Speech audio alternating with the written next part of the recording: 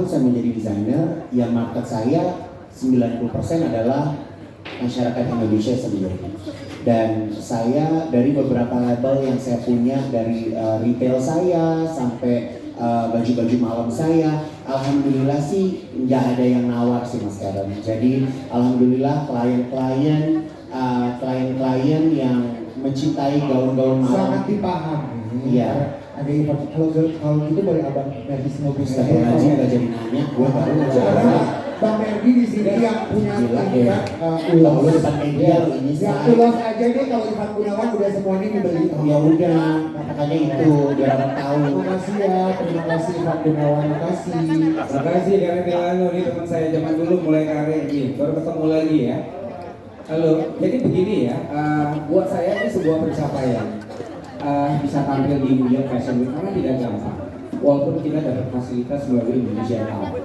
Karena ini tahun ke-25 saya, untuk bisa kita itu tampil di sini tidak sebuah hal yang gampang. Kita dituntut. Karena pertama stepnya itu ketika kita kirim semua portfolio kita ke Indonesia Now, lalu pihak Indonesia Now itu memberikan semua ke IMG untuk kita di proof supaya tampil, karena orang pertama itu saya yang dihubungi dari teman-teman semua.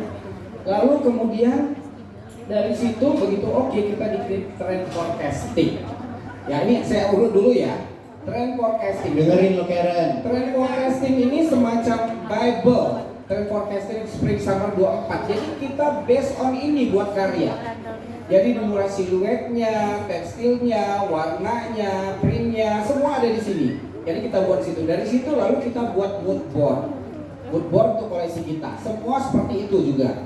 Sampai lalu kemudian kita di situ target kamu mau ke New York Fashion Week itu mau ngapain kata mereka.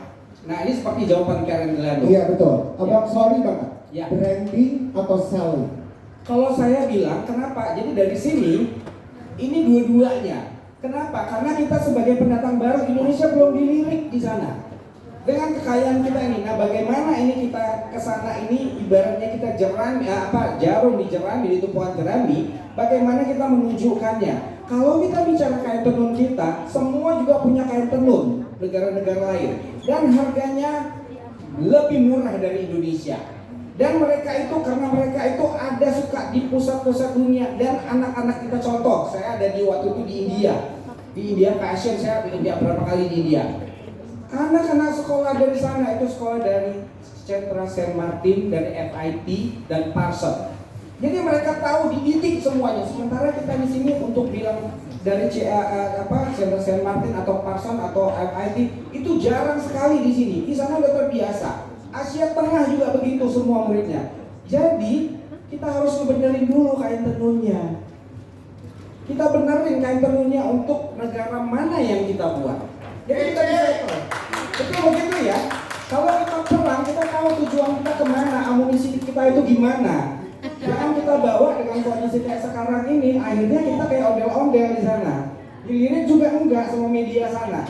Nah makanya kudu kita ngebuat semua karya kita ini berdasarkan trend forecasting ini supaya kita paling tidak dilirik sama media sana akan keluar kita di sana. Itu dulu.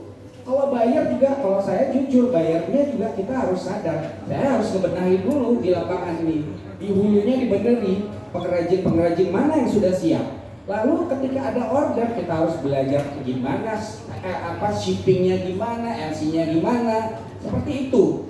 Nah kemudian kita harus tahu juga spirit apa sekarang di dunia terjadi di dunia fashion. Nomor satu kolaborasi, bicara tentang sosial atau empowering woman itu seksi banget. Karena di dalam trend forecasting itu kolaborasi nomor satu dibilang dan kita kerjasama dengan komunitas dan di situ keuntungan Indonesia kenapa? Karena Ikat dan Shibori itu menjadi disarankan untuk tren 2024 Spring Summer. Jadi saya pikir itu dulu. Jadi jawabannya adalah branding dan kemudian selling kalau memungkinkan. Terima kasih Indonesia untuk dunia. Thank you.